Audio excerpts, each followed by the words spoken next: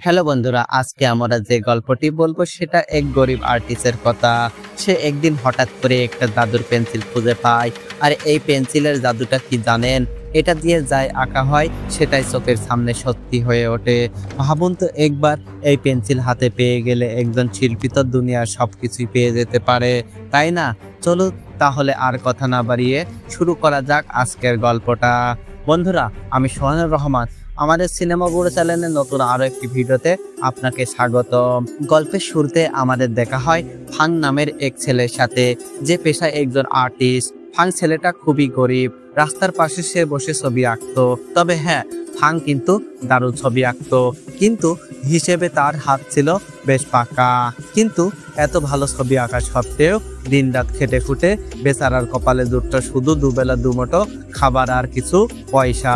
তো পরে সিনেমারা দেখতে পারে লেখিক নামের একজন নামকরা শিল্পী এসে হাজির। এসেছে হুয়াংগারের দিকে এক বান্ডিল টাকা ছুড়ে দিল।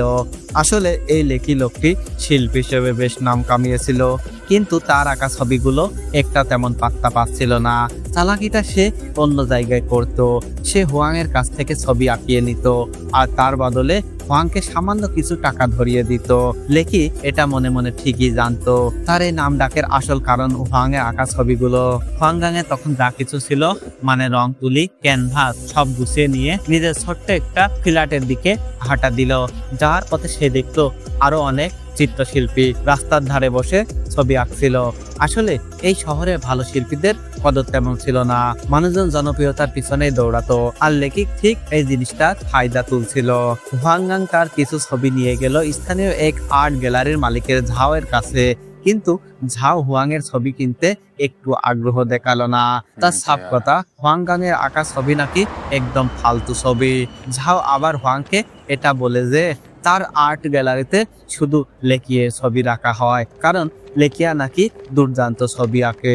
মজার ব্যাপারটা হলো কি বন্ধুরা, ঝাও এটা জানতো না যে লেখিকের নামে ছবিগুলো বিক্রি হচ্ছে সেগুলো আসলে হুয়াংগাং এর আঁকা ছবি।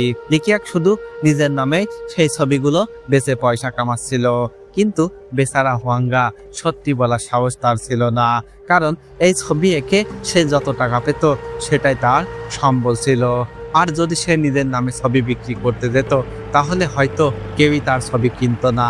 মনটা খারাপ করে হুয়াংগাং সেখান থেকে বেরিয়ে পড়লো। পথে দেখা হলো দুটো বখাটে ছেলের সাথে, যারা শাওয়িং নামের এক অন্ধ মেয়েকে খুব জ্বালাতন করছিল। হুয়াং মেয়েটাকে বাঁচাতে গেল, কিন্তু উল্টো এই বদমাইশ দুটো ছেলে হুয়াংকে আস্থা মতো ধুলাই করে দিল।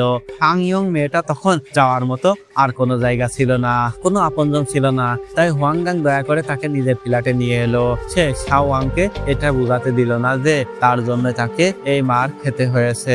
পরের দিন হুয়াং শাওয়াংকে এক জোড়া সুন্দর উঁচু হিলের জুতো উপহার দিল। শাওয়াং অনেকদিন ধরে এমন এক জোড়া হিল কিনতে চেয়েছিল। হিলগুলো পেয়ে সে যে কি খুশি হলো তা বলে বোঝানো নয়। আর দেখতে দেখতে তাদের দুজনের মধ্যে বেশ মিষ্টি একটা বন্ধুত্বের সম্পর্ক গড়ে উঠলো। তারা দুজনে সবে মন খুলে দুটো কথা বলতে শুরু করেছে। এমন সময় মিংফা এর ঘুম ভেঙে গেল। মিংফা হলো হুয়াংগারের রুমমেট, আর সেও হুয়াংয়ের মতো একজন আর্টিস্ট। তারপর মিংফা আর হুয়াংগা দুজনে মিলে ছাদে একটু খোলা জায়গায় মন হালকার করতে আসলো। তারা দুজনে তাদের এই টানাটানি জীবন নিয়ে ভীষণ হতাশ ছিল। মিয়াংফার স্বপ্ন ছিল অনেক বড় লোক হওয়ার, আর হুয়াংগা চেয়েছিল একজন নামকরা শিল্পী হতে। দুজনে সেদিন নেশার ঘরে ছাদের উপর ঘুমিয়ে পড়লো। হঠাৎ একটা বিদঘুটে শব্দ হুয়াংগার ঘুম ভেঙে গেল। সে আকাশের দিকে তাকাতেই চোখ ছানা বাড়া। এ কি দেখছে সে? একটা অচেনা মহাকাশযান।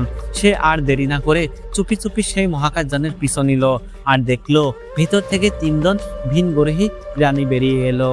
সে তাড়াতাড়ি তার ফোনটা বের করে ভিডিও করতে গেল, কিন্তু চোখের পলকে ভিনগড়িয়া হাওয়া হয়ে গেল। যাওয়ার আগে হুয়াংগা দেখলো এই ভিনগড়িয়াদের জায়গা থেকে কি যেন একটা জিনিস নিচে পড়ে গেছে। কাছে গিয়ে সে দেখলো ওটা একটা পেন্সিলের মতো দেখতে। পরদিন সকালে যখন হুয়াংগারে ঘুম ভাঙলো, সে পেন্সিলটা হাতে নিয়ে কিছুতেই বুঝতে পারছিল না যে এটা দিয়ে সে কি করবে বা কি হতে পারে, কিন্তু তারপর সে পেন্সিলটা শার্পনারে ঢুকিয়ে ভালো করে ছুলে নিল। এরপর ক্যানভাসটা নিয়ে সে রাস্তায় বেরিয়ে পড়লো। পেন্সিলটা কেমন কাজ করে সেটা দেখার জন্য হুয়াং প্রথমে একটা আপেলের ছবি আঁকলো, আর ছবি আঁকা শেষ হতে না হতে সেই আপেলটা সত্যি সত্যি ফলে পরিণত হলো। হুয়াংগাংয়ের প্রথম মনে হলো সে বুঝি স্বপ্ন দেখছে, কিন্তু সে আপেলটা তুলে এক কামড় বসালো আর দেখলো এর স্বাদ একেবারে সত্যিকারের টাটকা আপেলের মতোই। এই অদ্ভুত ঘটনা দেখে সে তো রীতিমতো থ মেরে গেল। সে দৌড়ে গেল মিংফার কাছে। মিংফাকে সে আগাগোড়া সব ঘটনা খুলে বলল, কিন্তু মিংফা তার কথা পাত্তাই দিল না। তখন হুয়াংগাং তার কথার প্রমাণ দিতে একটা কাগজে সোনার বারের ছবি আঁকলো, কিন্তু বেশ কিছুক্ষণ অপেক্ষার পরেও সেই সোনার বারটি সত্যি হয় না। মিয়াংফা তো মনে হলো হুয়াংগাং নিশ্চয় পাগল হয়ে গেছে, তাই সে কাগজটা মুড়ে ফেলে দিল। কিন্তু ঠিক তখনই নিচ থেকে একটা লোকের গলা ফাটানো চিৎকার। সে কাগজ থেকে সোনার বারটা ঠিকই বেরিয়েছিল, তবে সেটা সোজা গিয়ে পড়ছিল নিচের একটা বেচারার মাথায়। ব্যাস, এবার তো মিয়াংফার বিশ্বাস করতে বাধ্য হলো সে এই পেন্সিল দিয়ে কাগজে যাই আঁকা হবে সেটাই সত্য হয়ে যাবে। তারা দুজনেই ঠিক করলো এবার তারা এই জাদুর পেন্সিল ব্যবহার করে একে একে তাদের সব স্বপ্ন পূরণ করবে। মনের মতো যত শখ আছে সব মিটিয়ে নেবে। পেন্সিলটার ক্ষমতা ঠিক কতটা সেটা পরীক্ষা করে দেখার জন্য হুয়াংগা একটা বাড়ির ছবি আঁকলো, আর কয়েক সেকেন্ডের মধ্যে চোখের পলকে তাদের সামনে একটা বিশাল বাড়ি তৈরি হয়ে গেল। কিন্তু তাদের প্রতিবেশীরা হঠাৎ করে এমন একটা বাড়ি আবিষ্কার হওয়া দেখে অবাক হয়ে গেল এবং তখনই পুলিশকে ফোন দিল। পুলিশ এসে সে বাড়িতে ঢুকে তদন্ত শুরু করলো। হুয়াংগা আর মিংফা তো ভয়ে কাঁপতে শুরু করেছে। তাদের তো মনে আতঙ্কের ভয় সৃষ্টি হলো। তারা বুঝি এবার দুজনেই ধরা খেয়ে গেল। কিন্তু ঠিক সেই মুহূর্তে হুয়াংগা পেন্সিলটার গায়ে একটা ছোট্ট গোপন বোতাম দেখতে পেল। যেই না সেই বোতামটি টিপলো, সঙ্গে সঙ্গে তার আঁকা ছবিটা যেন মিলিয়ে গেল। তেমনি সেই বাড়িটাও চোখের পলকে উধাও হয়ে গেল। এবার তারা দুজনে পেন্সিলটার আসল খেলাটা বুঝতে পারলো। এই পেন্সিল দিয়ে তারা পৃথিবীর যে কোনো কিছুই তৈরি করতে পারতো, আবার মুছেও দিতে পারতো। এরপর মিয়াংফা ঠিক করলো সে এবার একটা রাজার মতো বিলাসবহুল জীবন কাটাবে। এতদিন সে যা যা স্বপ্ন দেখেছিল সব পূরণ করবে। হুয়াংগা 200 কোটি টাকা আঁকার চেষ্টা করলো। অনেকবার চেষ্টার পর অবশেষে সে 200 কোটি টাকা এঁকে ফেললো। আর আঁকা শেষ হওয়ার সাথে সাথে তাদের ঘরের টাকায় একেবারে উপসে পড়লো। তারা ব্যাংক ভর্তি টাকা নিয়ে সবার আগে তাদের বাড়িওয়ালাকে সব বকেয়া ভাড়া মিটিয়ে দিল, কারণ বেচারারা বেশ কয়েক মাস ধরে ভাড়া দিতে পারেনি। এরপর সে তার সব প্রতিবেশী ভাড়াও, এমনকি আগামী 100 বছরেও ভাড়া চুকিয়ে দিল। তাদের কাছে সে যেন এক সাক্ষাৎ ফেরেশতা হয়ে হাজির হয়েছিল। তারা দুজনে দুটো দামি বিলাসবহুল গাড়ি তৈরি করে ফেললো। রাতারাতি তাদের এই কপাল খুলে যাওয়া দেখে সবাই অবাক হয়ে যায়। প্রতিবেশীরা ভাবতে থাকে এটা কি করে সম্ভব। তারা দুজনে অনেক খুশি। তারা এবার গেল জমি কিনতে, আর সেখানে আচমকাই তাদের দেখা হয়ে গেল সেই লোকটির সাথে। হ্যাঁ, সেই লেকি যে হুয়াংগার ছবি নিয়ে নিজের নাম কামাতো। তাদের দুজনের ঝকঝকে পোশাক আশাক দেখে লেকিয়াকে তো বিশ্বাস হচ্ছিল না। তার মনে হলো এরা বুঝি বড় লোক হওয়ার অভিনয় করছে, কিন্তু লেকিয়াক নিজের চোখে বিশ্বাস করতে পারলো না যখন দেখলো তারা দুজনে নগদ টাকায় দুটো দামি ভিলা কিনে ফেললো। এত টাকা, তাও আবার সব ক্যাশ টাকা। এটা দেখে লেকিকে তো মাথা ঘুরে যাওয়ার মতো। সে মনে মনে জ্বলতে লাগলো আর ভাবতে লাগলো এত টাকা তারা হঠাৎ করে কোথা থেকে পেল। কয়েকদিন পর শাওয়াংকে হুয়াংগাং তার নতুন কিনা ভেলায় নিয়ে গেল। এটা শাওয়াং এর জন্য একটা মস্ত বড় সারপ্রাইজ ছিল। পুরো ভিলার ভিতরে সবাই তাকে স্বাগতম জানানোর জন্য ফুলের মালা হাতে নিয়ে দাঁড়িয়েছিল। এই সিনে আমরা মিয়াংফাংকে তার নতুন বান্ধবী পিয়াং এর সাথে খুব হাসি খুশি দেখতে পেলাম। আর ঠিক তখনই সেই খুশির মুহূর্তে হুয়াং সবার সামনে শাওয়াংকে প্রপোজ করে বিয়ের প্রস্তাব দিয়ে বসলো, কিন্তু শাওয়াং তার বিয়ের প্রস্তাব ফিরিয়ে দিল। হুয়াংগাং হতবাক হয়ে কারণ জানতে চাইলো। শাওয়াং তাকে জানালো যে সে এত ধন সম্পদের যোগ্য নয়। সে নিজেকে হুয়াং এর মতো একজন এত বড় ধনী ব্যক্তির পাশে থাকার উপযুক্ত বলে মনে করে না। সে ভাবতো তার মতো সাধারণ মেয়ে কি এত বড় লোকের সাথে মানায়। এই কথা শুনে হুয়াংগাং আর চুপ করে থাকতে পারলো না। সে শাওয়াংকে সব সত্যি কথা খুলে বলল। সে জানালো যে এই সমস্ত ধন দৌলত, এই বিলাসবহুল জীবন, এসব আসলে একটা জাদুর পেন্সিলের কেরামতি, যেটা একটা ভিন গ্রহের মহাকাশ থেকে পড়ে গিয়েছিল। সেই পেন্সিল দিয়ে যা আঁকা হয় সেটাই নাকি চোখের সামনে জ্যান্ত হয়ে ওঠে। কিন্তু শাওয়াং তার কথা কিছুতে বিশ্বাস করলো না। ভাবলো এটা আবার কিভাবে সম্ভব। তখন হুয়াং বলল, আচ্ছা, যদি আমি তোমার চোখের দৃষ্টি ফিরিয়ে দিতে পারি তাহলে তো বিশ্বাস করবে। শাওয়াং রাজি হলো। পরের দিন হুয়াংগাং অনেক যত্ন করে শাওয়াং এর চোখের ছবি আঁকার চেষ্টা করলো। সে খুব সুন্দর দুটো চোখ আঁকলো, কিন্তু সেগুলো সাংওয়াংয়ের চোখে ফিট না হয়ে বাইরে চলে আসে। এরপর সে বুদ্ধি খাটিয়ে শুধু সাংওয়াংয়ের একটা পুরো ছবি আঁকলো, আর এই ছবির ভিতরে তার চোখ এঁকে দিল। টানা 5 ঘন্টা ধরে সে এক মনে শুধু ছবি আঁকলো। কিছুক্ষণ পর আমরা দেখলাম সাংওয়াং হঠাৎ করে সবার সামনে থেকে অদৃশ্য হয়ে গেল। সবাই তো ভয়ে আর চিন্তায় অস্থির, কিন্তু পরক্ষণে আমরা দেখতে পাই আবারও ফিরে এলো ছবির ভিতর থেকে। আর এবার কি আশ্চর্য, তার চোখের দৃষ্টিও ফিরে এসেছে, সে সব দেখতে পাচ্ছে। এর কিছুদিন পর থেকে শহরে আজব আর অদ্ভুত ঘটনা শুরু হলো। যেমন ধরুন, সিনেমা শুটিং চলাকালীন এক নামকরা অভিনেত্রীর চোখের মণি হঠাৎ করে গায়েব হয়ে গেল, সে আর কিছু দেখতে পাচ্ছিল না। আবার খবর পাওয়া গেল একটা বিশাল বিলাসবহুল ভিলা হঠাৎ করে এক জায়গা থেকে উধাও হয়ে গেছে, আর সেটা ছিল সেই একই ভিলা যেটা হুয়াংগা এঁকেছিল। এই লোকের দামি গাড়ি চলতে চলতে হঠাৎ উধাও হয়ে গেল, আর সেটাও ছিল অবিকল মিয়াংথার গাড়ির মতোই। পুলিশ ক্যাপ্টেন ঝাংনান এই সমস্ত ভুতুড়ে রিপোর্ট পেয়ে রীতিমতো কনফিউশন হয়ে পড়ল, আর সঙ্গে সঙ্গে তদন্ত শুরু করলেন। তার কাছে আরো একটা খবর এলো, একটা ব্যাংক থেকে হঠাৎ করে 200 কোটি টাকা গায়েব হয়ে গেছে। এই সব কাণ্ড কারখানা সম্পর্কে কিছুই জানে না হুয়াংগাং।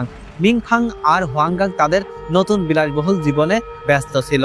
তারা বুঝতেই পারেনি যে তাদের আঁকা জিনিসগুলো আসলে পৃথিবীর অন্য কোথাও থেকে টেলিপোর্ট হয়ে আসছে। যেমন সেই 200 কোটি টাকা আসলে একটি ব্যাংক থেকে উধাও হয়ে তাদের কাছে এসেছে। কিন্তু লেকিয়াক এই ব্যাপারগুলো কিছুতেই হজম করতে পারছিল না। সে হিংসায় জ্বলছিল এবং পুলিশ ক্যাপ্টেন ঝাংনাংকে ফোন করে জানালো যে হুয়াংগাং ব্যাংক থেকে 200 কোটি টাকা চুরি করেছে। ঝাংনাং তদন্ত করে হুয়াংগাংয়ের বাড়িতে হাজির হলেন। হুয়াং ও মিংফাংকে জিজ্ঞাসাবাদ করা হলে তারা পেন্সিলের রহস্য খুলে বলল। ঝাংনাং হেসে উড়িয়ে দিল, কিন্তু হুয়াং তখনই প্রমাণ করতে একটি ফেয়ারি গাড়ি আঁকালো, যেটা চোখের সামনে ম্যাটেরিয়াল সাইজের হয়ে গেল। ঝাংনানের চোখ কপালে উঠে গেল, কিন্তু টাকা চুরির অভিযোগের কোনো প্রমাণ না থাকায় তিনি তাদের ছেড়ে দিতে বাধ্য হলেন। কিছুদিন পর হুয়াংয়ের প্রাক্তন প্রেমিকা শিয়া তার বাড়িতে এলো। সে লেকিয়াকের অত্যাচারে অতিষ্ঠ হয়ে ফিরে এসেছে, কিন্তু আসলে সে লেকিয়াকের গুপ্তচর ছিল। শিয়া নেশার ঘরে হুয়াংয়ের কাছ থেকে পেন্সিলের রহস্য জানতে পেরে লেকিকে সব বলে দিল। পরদিন সকালে পেন্সিলটি সিন্দুক থেকে উধাও। শিয়া সেটা লেকিককে দিয়ে দিয়েছিল।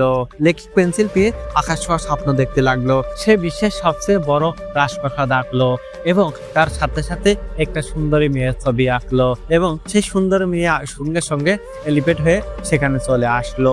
ঠিক তখনই তাকে সে প্রপোজ করলো। ঠিক তখনই সেই মেয়েটি তাকে একটা চর দিয়ে দিল।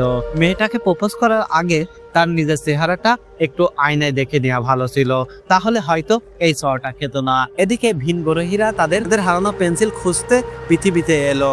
তারা ব্যাখ্যা করলো এই পেন্সিল আসলে মহাকাশে আবর্জনা সরানোর টুল। হুয়াং বুঝতে পারলো পেন্সিল নতুন কিছু সৃষ্টি করে না, বরং অন্য জায়গায় থাকা জিনিসগুলো টেলিপোর্ট করে বর্তমান জায়গায় নিয়ে আসে।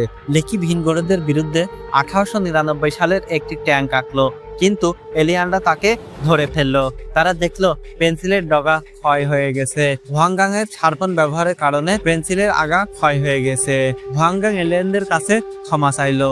এলিয়ানরা তার ভালো মন মানসিকতা দেখে তাকে ক্ষমা করে দিল, এবং এলিয়ানরা সবকিছু আগের অবস্থায় ফিরিয়ে দিল। ভিলা, গাড়ি, টাকা, এমনকি সাংওয়াংয়ের চোখের দৃষ্টিও চলে গেল। কিন্তু সে হাসি মুখে বলল, আমি তোমাকে অন্ধের মতো ভালোবাসি। লেকিককে পুলিশ গ্রেপ্তার করলো, আর শিয়া ক্ষমা চেয়ে কাঁপতে লাগলো। হুয়াং ও সাংওয়াং আবারও রাস্তার শিল্পী হয়ে গেল, কিন্তু এবার তারা অনেক খুশি। মিংফা পিয়ানের সাথে নতুন জীবন শুরু করলো, আর পেন্সিল সেটা ভিনগ্রহীরা নিয়ে চলে গেল, কিন্তু হুয়াংগাং এর হৃদয়ে জাদু রয়ে গেল, সত্যিকারের শিল্পের জাদু। বন্ধুরা, লোভে পাপ, পাপে মৃত্যু, কিন্তু ভালোবাসা ও সততা সবসময় জয়ী হয়। ভালো থাকবেন, সুস্থ থাকবেন। দেখা হবে পরবর্তী কোনো এক ভিডিওতে। ভিডিওটি যদি ভালো লেগে থাকে তাহলে আমাদের চ্যানেলটি সাবস্ক্রাইব করে লাইক দিয়ে পাশেই থাকুন। আল্লাহ হাফেজ।